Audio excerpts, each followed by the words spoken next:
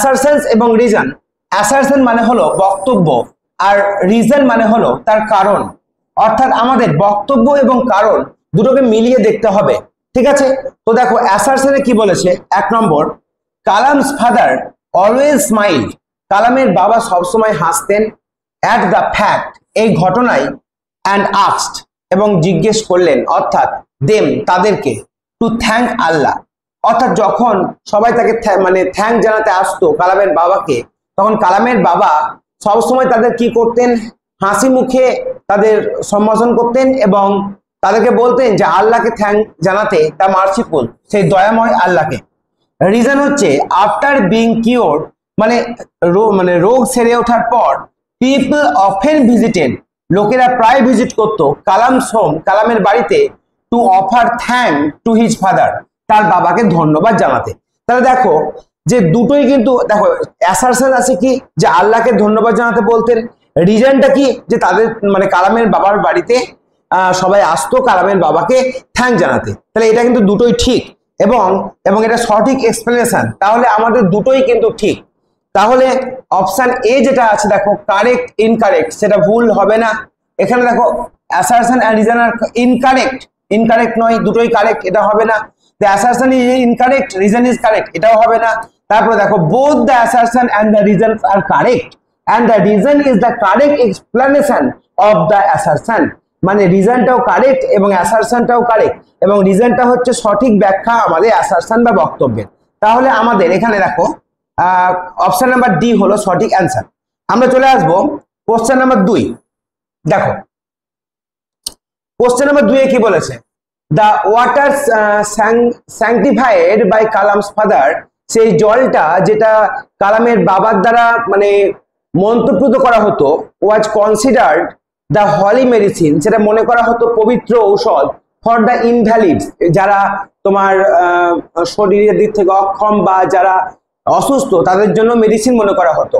Reason হচ্ছে people of different religions have much faith in the spiritual power of Kalam's father, কারণ বিভিন্ন ধর্মের মানুষরা কালামের বাবার যে স্পিরিচুয়াল পাওয়ার বা আধ্যাত্মিক ক্ষমতায় তাদের বিশ্বাস করতেন। তাহলে এখানেও কিন্তু দুটোই ঠিক এবং কারেক্ট এক্সপ্লেনেশন।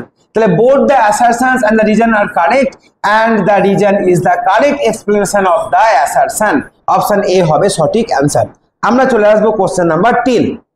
দেখো এখানে কি বলেছে, assertion, there existed the certain great enmity between the Hindu and the Muslim in Kalam's locality, তাহলে কালামের লোকালিটির মধ্যে হিন্দু এবং মুসলিমের মধ্যে এনমিটি ছিল, শত্রুতা ছিল না, তাহলে এটা ভুল, এটা incorrect. 2 number, Kalam's locality was predominantly মুসলিম, কালামের যে লোকালিটি ছিল সেটা সাধারণত মুসলিম ছিল, এটা ঠিক। তাহলে প্রথমটা ইনকারেক্ট, পরেরটা কারেক্ট। বোথ আছে, তাহলে এটা ভুল। The assertion is incorrect and the reason is correct, এটা ঠিক, প্রথমটা ইনকারেক্ট এবং দ্বিতীয়টা কারেক্ট। তাহলে অপশন বি হবে আমাদের সঠিক অ্যান্সার। আমরা চলে আসবো কোশ্চেন নাম্বার 3। দেখো সরি কোশ্চেন নাম্বার 4, আমরা 3 করলাম তো, হ্যাঁ 3 করলাম। এবার চলে আসবো আমরা কোশ্চেন নাম্বার 4। দেখো assertion Kalam had not the faintest idea of the meaning of the prayer, কালামের সামান্যতম ধারণাও ছিল না সেই প্রেয়ার বা প্রার্থনার অর্থ সম্পর্কে, একদম ঠিক। রিজন কি, দ্য ইভিনিং প্রেয়ার চ্যান্টেড, যেটা ইভিনিং প্রেয়ার করা হতো in the old mosques were composed in Arabic, সেটা আরবি ভাষায় হতো। তাহলে দুটোই ঠিক। তাহলে both the assertion and the reason R incorrect, এটা ভুল। The assertion is incorrect, reason is correct, এটাও ভুল। Both the assertion and the reason are correct and the reason is the correct explanation of the assertion. Option C হবে সঠিক answer. আমরা চলে আসবো question number 5। দেখো কোশ্চেন নাম্বার 5 এ কি বলেছে, assertion Kalam's father Joinul Abdin could convey complex spiritual concept in very simple down to earth Tamil, একদম কালামের বাবা খুব সহজ ভাষায় তামিল ভাষায় বোঝাতে পারতেন স্পিরিচুয়াল কনসেপ্ট গুলোতে, এটা ঠিক। ঠিক আছে। Reason, Kalam's father used to start his day at 4 AM by reading the namaz before dawn, এটা ঠিক, কিন্তু কারেক্ট এক্সপ্লেনেশন নয়, এটাও ঠিক। দেখো both the assertion and the reason is incorrect, এটা তো ভুল, দুটোই correct. both the assertion and the reason is correct but the reason is not the correct explanation of the assertion, এটা দুটোই ঠিক, কিন্তু অ্যাসারশনের কারণ হিসেবে এটা নয় যে ভোরে উঠতো বলে সে স্পিরিচুয়াল কনসেপ্ট বোঝাতে পারতো, এটা কিন্তু নয়। তাহলে অপশন বি হবে সঠিক অ্যান্সার। ঠিক আছে, তারপরে চলে এসো তোমরা কোশ্চেন নাম্বার 6। দেখো অ্যাসারশন, তোমার APJ Abdul Kalam Endeavour to understand the fundamental truths revealed to him reason, অর্থাৎ এই কারণটা তোমাদের বলতে হবে যে এপিজে আব্দুল কালাম এ প্রচেষ্টা করতেন টু আন্ডারস্ট্যান্ড, বোঝার the fundamental truths reveal to him, যেটা তার কাছে বোঝানো হতো। কেন, মানে এর কারণটা কি? He had a great liking for them, তার পছন্দ ছিল। The truths help him to lead an honest life, মানে সৎ জীবন যাপনের জন্য। He felt the existence of a divine power, একদম এটা বইয়ে উল্লেখ আছে যে সে অনুভব করতো একটা ডিভাইন পাওয়ারের বা একটা স্বর্গীয় ক্ষমতার। ঠিক আছে, কোশ্চেন নাম্বার 7 অ্যাসারশন রিজনের শেষ কোশ্চেন দেখো, এখানে রিজন দেওয়া আছে দেয়ার ওয়াজ এ শিবা টেম্পল। তাহলে অ্যাসারশনটা কি?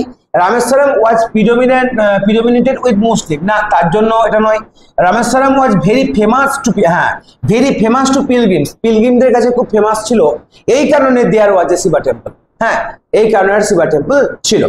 ঠিক আছে, এবার দেখো আমরা এর সঙ্গে রিঅ্যারেঞ্জমেন্ট যেটা আছে সেটা আমরা করব। রিঅ্যারেঞ্জমেন্ট মানে সাজিয়ে লেখা, পরপর কোনটা হবে, দেখো কোনটা হবে। দেখো 1 নম্বর, হি মেনটেন্ড, 1 নম্বরটা দেখো, he maintained the routine bound life even in his late 60s।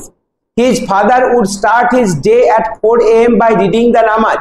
He would go to their small coconut grove. After that he would have his breakfast. একদম, তাহলে দেখো his father would start his day at 4 AM by reading namaz, এটা 1 নম্বর।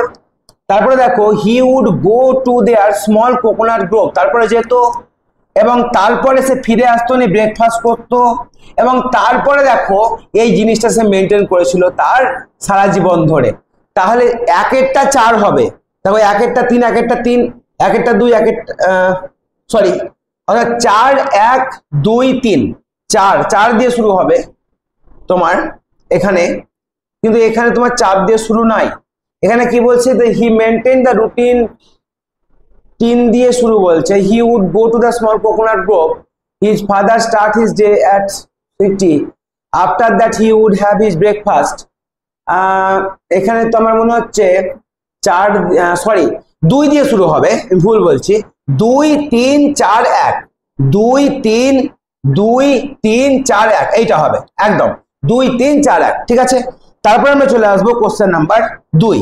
দেখো question number 2 এ কি আছে, দেখো they would sit on the floor of the কিচেনের ফ্লোরে বসতো তারা। She would serve rice, aromatic sambar and homemade pickle. ঠিক আছে, she would also serve fresh coconut chutney. ঠিক আছে, Kalam would eat with his mother, এটা হবে 1 নম্বর। আর দেখো she would serve rice, aromatic sambar and homemade pickle, এটা হবে 2 number. She would also serve fresh coconut chutney, এটা হবে 3 নম্বর। আর প্রথমটা হবে 4 নম্বর। তাহলে 4 2 3 1, 4 2 3 1, অপশন এ হবে সঠিক অ্যান্সার। এবার দেখো তোমাদের জন্য আমি এইটা অর্থাৎ কোশ্চেন নাম্বার 3 এটা আমি বলবো না, তোমাদের এটা থাকলো দেওয়া হোম টাস্ক হিসাবে। তোমরা আমাকে কোন অপশনটা সঠিক সেটা তোমরা কমেন্ট বক্সে কমেন্ট করে জানাবা। ঠিক আছে, দেখো 3 number, human being start looking for company finding themselves alone. তারপরে কি আছে দেখো, তারপরে human beings find for special helper to fight with every recurrent anguish, longing and desire. Human beings look to someone to show the way out whenever they reach an impasse. Human beings look for someone to help them during their troublesome period. এইটা তোমরা নিজেরা করবে। ঠিক আছে, আচ্ছা এরপরে আমরা চলে আসবো আজকের আমাদের লাস্ট কোশ্চেন, আমাদের যে রিঅ্যারেঞ্জমেন্ট তার। দেখো the স্যাংটিফাইড water was carried home for the treatment of the ইনভ্যালিডস, মানে ওই জলটা বহন করা হতো ইনভ্যালিডদের জন্য। ঠিক আছে, he would dip his finger tips in them and say a prayer to sanctify them, এটাও ঠিক আছে। হ্যাঁ, তবে এটা আগে হয়েছে, এটা পরে। তারপরে দেখো আফটার দ্য প্রেয়ারের পরে Kalam's father Jalaluddin came out of the mosque, বেরিয়ে আসছেন। ঠিক আছে, many people waiting outside offered bowls of water to him, অর্থাৎ অনেক লোকই অপেক্ষা করে থাকতো। তাহলে প্রথমে তাহলে দেখো তাহলে আফটার দ্য প্রেয়ারের পরে Kalam father Jalaluddin came out from his mosque, এটা 1 নম্বর। তারপরে মেনি পিপল অপেক্ষা করে থাকতো 2 নম্বর। এই 2 নম্বরেরটা হবে 3 নম্বর আর এটা হবে 4 নম্বর। তাহলে 4 3 1 2 4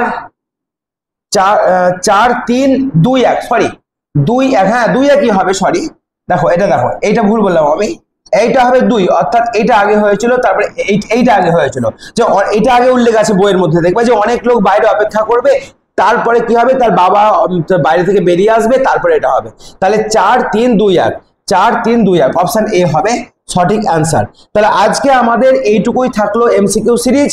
আগামী ভিডিওতে আমি ট্রু ফলস এবং ট্রু ফলসের পরে রয়েছে তোমাদের কেস স্টাডি বেসড এমসিকিউ আর ডায়াগ্রাম বেসড এমসিকিউ। তাহলে এর 2টো বা 3টে এমসিকিউ টাইপ রয়েছে, এইগুলো পরের ভিডিওতে আমি নিয়ে আসবো। তো তোমাদের বলি চ্যানেলটি দেখার জন্য বা এই ভিডিওটি দেখার জন্য অসংখ্য তোমাদেরকে ধন্যবাদ।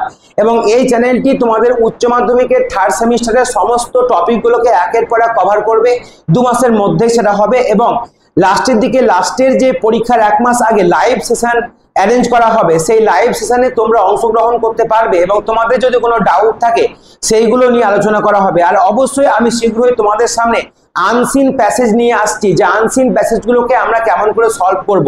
ঠিক আছে, তো আজকের জন্য এইটুকুই থাকলো। ভিডিওটি এতক্ষণ দেখার জন্য অসংখ্য ধন্যবাদ।